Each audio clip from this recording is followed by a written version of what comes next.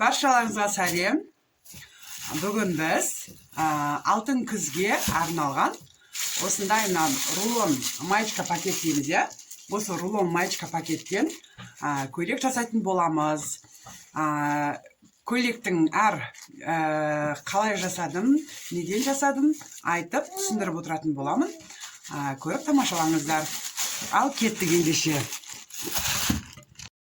Ең бірінші бізге метражный клёнка. Бұны метражный клёнканы астыңғы сары пакетті қазір әдемілеп жасап қырқып, осы пакеттің бетіне әдемілеп жасап шығатын боламыз. Ол үшін мен клёнка пакеттен 1,5 метр алдым. Шығымы аз болып қалмау үшін, етегі кең болу үшін 1,5 метр алдым. Міне клиенттің қызы 11 жасар қыз деді. 11 жасар қызды примерно артығымен алып жатырмын, өйткені көйлектің етегі резина болады.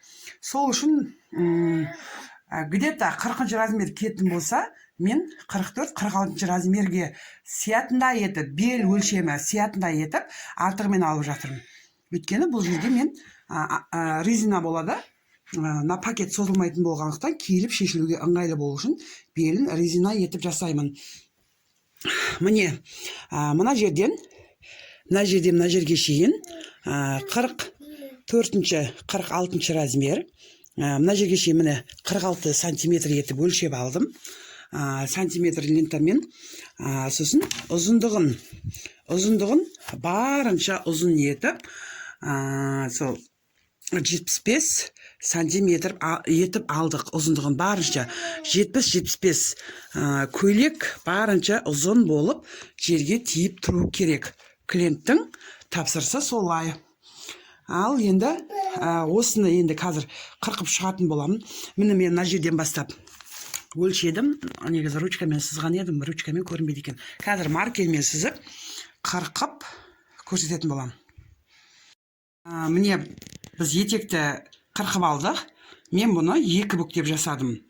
Значит, бұл полуклеш. Полуклеш, жартылай клеш деп есептеледі. Енді бұны қазір үлкен ашқанда етегі үлкен етек болады. Енді осының барынша ашып қазір көрсетем. Мінекейіңіз барынша үлкен етіп ашып көрсеттім. Осылай үлкен кең етекті көйлек болады.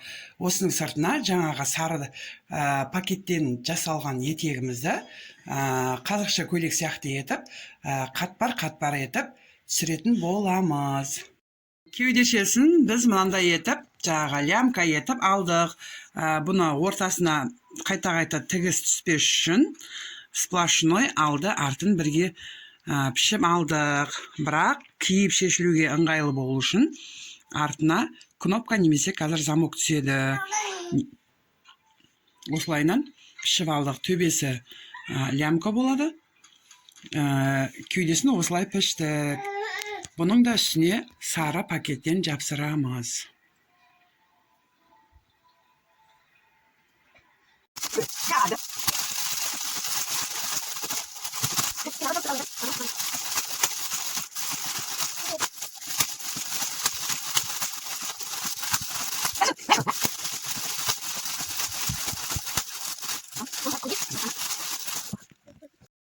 Көйлектің етегіне 3-ке бөлдік. 25 сантиметрден 75-ті 3-ке бөліп, осылайынан сызып алдық. Енді оған двухсторонний скотчты жапсырып, пакеттің 2 басын алып тастап, тегіс қылып, бір-біріне қабаттап, степлермен бүрмелерін дайындап алдық. Сосын двухсторонний скотчтың бетін алып тастап, жапсырып шықтық.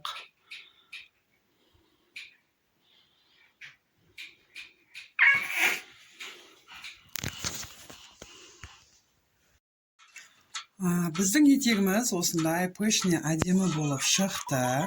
Біз міне көріп отырғандарыңыздай жаңағы бүрмелерін міне жақыннан түсірейін. Міне бүрмелерін былайынан дайындап, двухсторонний скотчты жапсырып, бетіне қойып шықтық.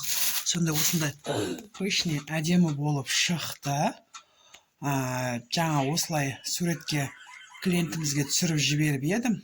Клиентіміз бұдан да пышный етуге болады ма, тағы да қатпарларын көбейтуге болады ма деп сұрады.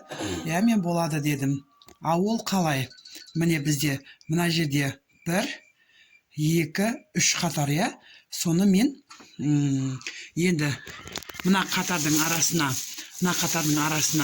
біреуін, мына қатардың арасына біреуін, сонда менде мына жерде 3 қатар емес, 5 қатар етек шығады. Сонда бұдан да пышный болады. Қазірдің өзіне пышный әдемі болып тұр. Міне жанынан былай түсірсем, міне пышный болып тұр. Бұны осылайынан дайындағаннан соң, ең соңында бір-біріне екі етегін былай қаратып алып, бір-біріне скотчтай саламыз. Осылай жазық түрінде ашылып тұрған кезінде қойып дайындап алған өте ыңғайлы. Бізге мұндай көйлекті дайындау үшін мына астын ашамыз. Ең соңғы біріккен жерін кесіп алып тастаймыз. Осылай кесіп алып тастаймыз.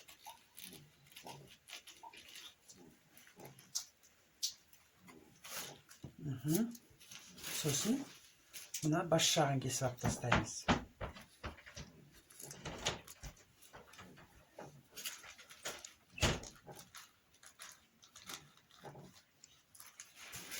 Бізде осындай пакет шықты. Енді осының арасын ашып, біз осылай бұның бір қабатынан істейтін болсақ, егерде бір қабатынан осылай складка істейтін болсақ, өте жұқа болып қалады. Міне біз бір қабатынан істеп көріп, өте жұқа және қатты пышный болмайды. Сол үшін қатты әдемі пышный болып тұру үшін біз дәл осы пакетті екі қабаттадық. Осындай қылып ашып алып, бәрін дайындап, осылай екі қабаттадық. Сосын бізге степлердің көмегімен бұлай бүрмелерді дайындап,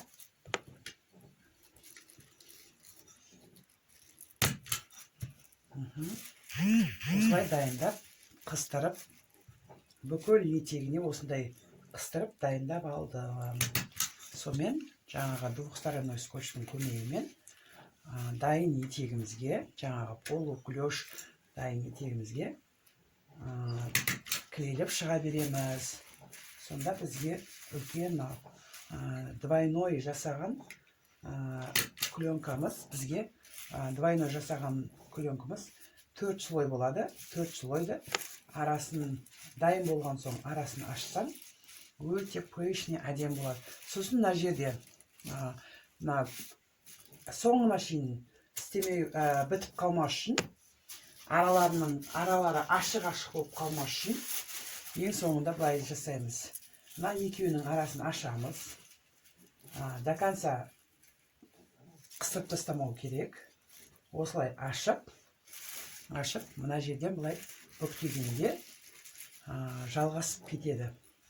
Осылай ұзақ біз етегіміздің қатпарларын дайындап алуымыз керек. Міне осылай жасаймыз. Сонда дайын тігілген сияқты болып көрінеді. Пышный кәдімгі жаңа балный көйлектерге ұсап шыға келеді көйлектеріңіз. Міне мен осылай дайындап алдым.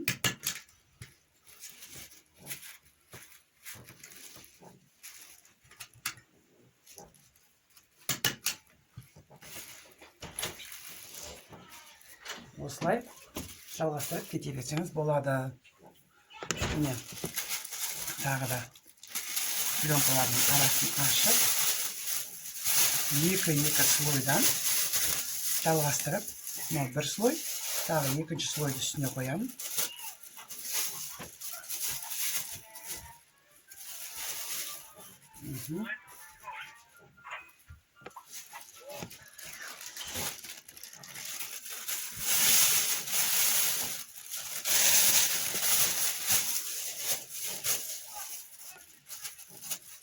Мұқият етек жағына, тегіс қырқылған жағын етек жағына жібереміз. Ал кішкене қисықтап қырқылған жағы жоғарыда кете берсін. Өйткені жоғарыда кете берсін деген себебім, бұл өйткені жоғарыдағы етек бұның бетін жауып қалады да, біздің тегіс жағымыз міне астында әдемі болып тегіс болып көрініп тұрады. Ал қисық жағымыз жоғарыдағы етек басып қалып көрінбей тұрады. Сол үшін қисықтау жағын жоғарыға жіберген дұрыс. Міне мына жерден тағы да осылай қойып жалғастырып кеттім. Осылайна жалғастырып бүрмелерді әдемі етіп өз қалауларыңыз бойынша жасай берсеңіздер болады. Ал маған осылай ыңғайлы. Міне бүрмелерін қыстырып кете береміз.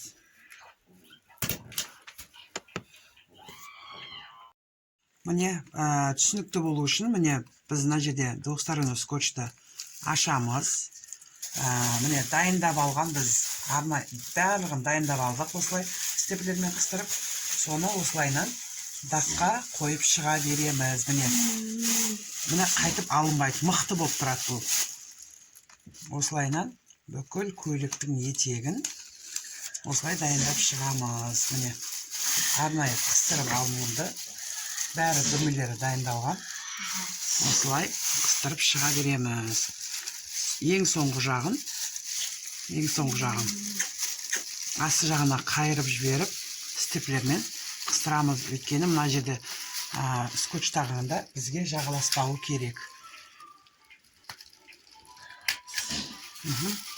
Міне артық шығып тұрған жоқ. Ең соңында бітіргенде міне бәрін етегін осылай көтеріп ашсақ, етегіміз пышный болып шыға келеді. Оны ең соңында барлығын тігіп біткен соң жасаймыз.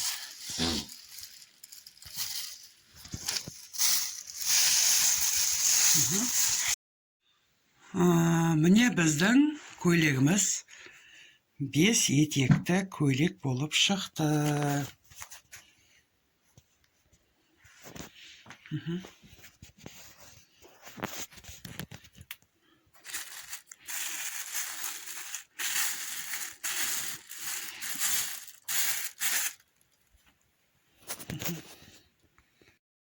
Міне біздің юбкамыз, балный көйлектің юбкасы дайын болды. Міне барынша қалың етіп, пышный етіп жасады.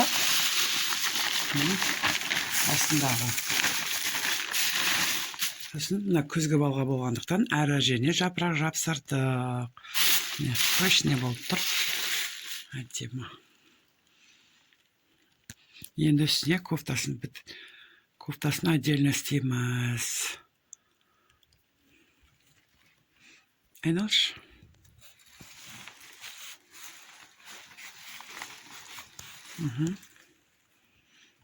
Тамаша.